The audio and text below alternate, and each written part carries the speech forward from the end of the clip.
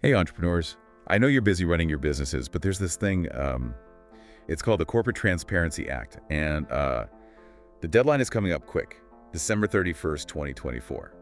And the penalties are no joke. Like, we're talking a $10,000 fine, $591 for each day you're not complying, and you could even face up to 2 years in jail. But here's the kicker. Large companies, the ones making over $5 million, they're actually exempt from this whole thing.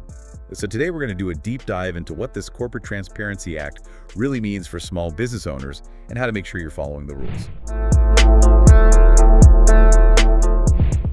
So the Corporate Transparency Act, also called the CTA, it comes from a 2021 law, and basically it requires small businesses to give information about their beneficial owners to FinCEN, that's the Financial Crimes Enforcement Network. Okay, so for those who might not be totally clear on this, could you explain what exactly a beneficial owner is? Sure, so let's say you and a partner start an LLC. Both of you, as individuals who directly benefit from the company, you're considered beneficial owners. Basically, it's anyone with significant control or ownership of the business. And this information is being gathered as part of a bigger effort to fight money laundering and illegal activities. Gotcha, that makes sense. But then why focus on small businesses if larger companies are exempt? Yeah, it's a good question, and a lot of people are asking the same thing. Some people argue that it kind of levels the playing field, because large companies already have to deal with a bunch of other disclosure requirements in other areas, but others say it's unfair, like it's putting too much burden on smaller businesses. Yeah, I can see both sides there. But let's get into the details. What specific information do small business owners actually have to provide? So FinCEN wants your full legal name, your date of birth, residential address, and a copy of your driver's license or passport. And this all goes to FinCEN. But who else has access to this information? Well, a bunch of entities, actually. Federal, state, local, and tribal law enforcement agencies. Officials from the Treasury Department. Foreign law enforcement, too, including judges and prosecutors, financial institutions, and federal regulators. Wow, that's a lot of people. Having access to all that sensitive data kind of makes you think about privacy concerns, right? Definitely, privacy is a big concern with this law. Okay, so deadlines. When do businesses need to get this information filed? Well, it depends on when your business was established. If you started before 2024, the deadline is January 1st, 2025. But if you created your business during 2024, you've got 90 days from the creation date to file.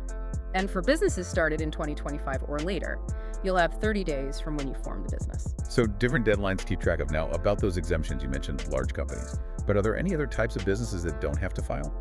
Yep, there are a few. Inactive entities, banks, money service businesses, venture capital funds, those are all exempt from the CTA requirements. Okay, so a bunch of exemptions.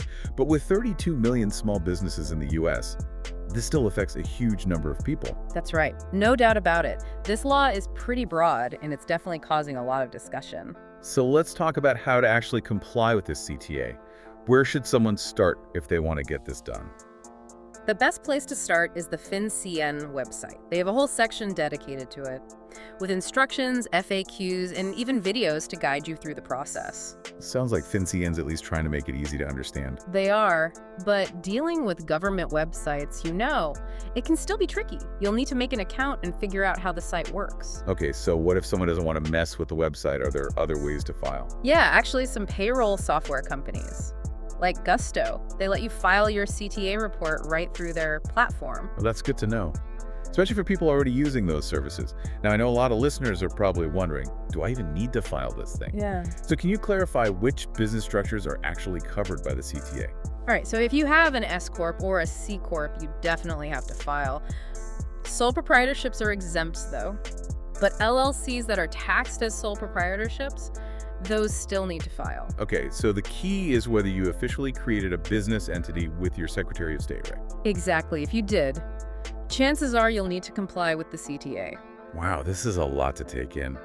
I bet a lot of our listeners are feeling overwhelmed by all this. It's understandable, for sure. It's a big change, and there are so many details to think about. Plus, there's all the political debate happening around this law. Oh yeah, there are definitely strong opinions on both sides of this issue. Like Senator Tuberville, he called the CPA big government overreach at its worst. And Congressman Davidson brought up concerns about creating this database with personal information on every American business owner. He even wants to get the whole CTA repealed. So there's a push to repeal the law, but for now it's still the law. That's right. And it's important to know what the current rules are and take the steps to follow them.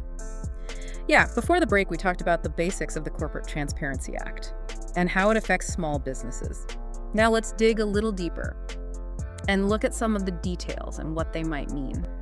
Yeah, I'm still trying to get my head around this whole thing. I mean, I get the whole stopping financial crime thing, but it feels like this law is way too broad. Like it's putting a huge burden on small businesses. And they're already dealing with so much. Yeah, I see what you mean. There's a lot of debate about whether all this disclosure is really necessary. Some people think we should focus on going after the actual criminals instead of collecting information on millions of people who aren't doing anything wrong. Right, exactly. It just feels like the government overreaching again. I mean, are small businesses really the main problem when it comes to money laundering?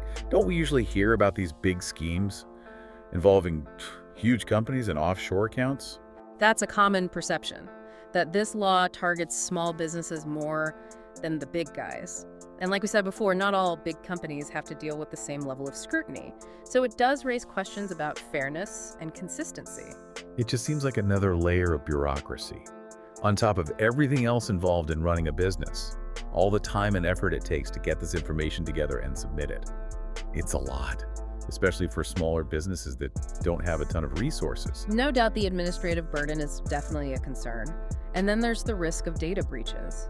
With all this personal information being collected and shared, it's a prime target for hackers. That's kind of scary, actually. What are they doing to keep this data safe? FinCEN says they have strong security measures in place. But any system with this kind of sensitive information, it's vulnerable. A data breach could be disastrous for the people involved. Makes you wonder if this will discourage people from starting businesses. I mean, starting a business is already risky enough, but then you add this extra layer of scrutiny and the threat of huge fines.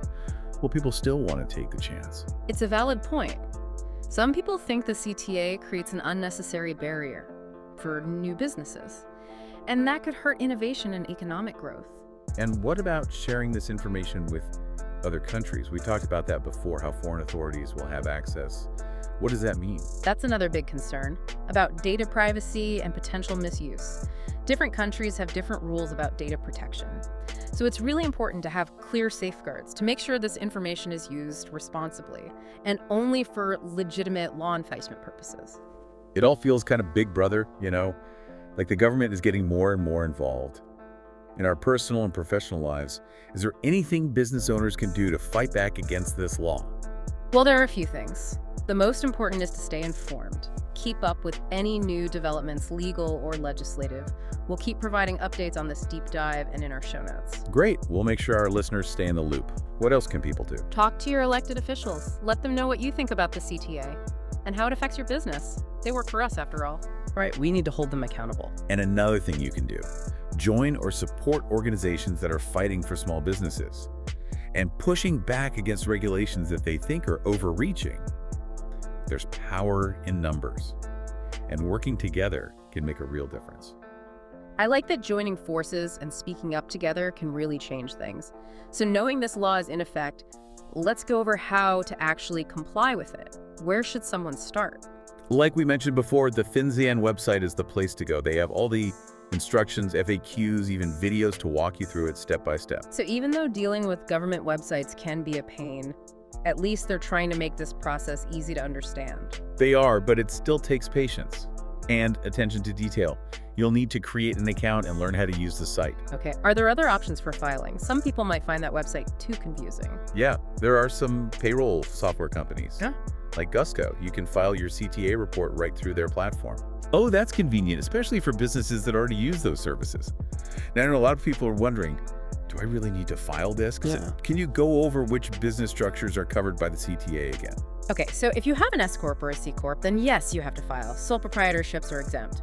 But if you have an LLC that's taxed as a sole proprietorship, you still need to file. So basically, if you officially registered your business with the Secretary of State, then you probably have to comply. Pretty much. Okay, so we've covered the basics of compliance. But I know this law has caused a lot of strong reactions and concerns. Let's talk about those in more detail. One of the biggest arguments against the CTA is that it's an overreach of government power and a violation of privacy rights. Critics say the government is collecting tons of personal information without any real proof that it's needed to prevent financial crime. I can definitely see that point of view. It's a slippery slope when the government starts demanding this much information. But from people who haven't done anything wrong, what are some of the other arguments against the CTA? Another big concern is that it could backfire. Some experts worry that this transparency could actually make small businesses more vulnerable to criminals because it makes it easier for them to find targets.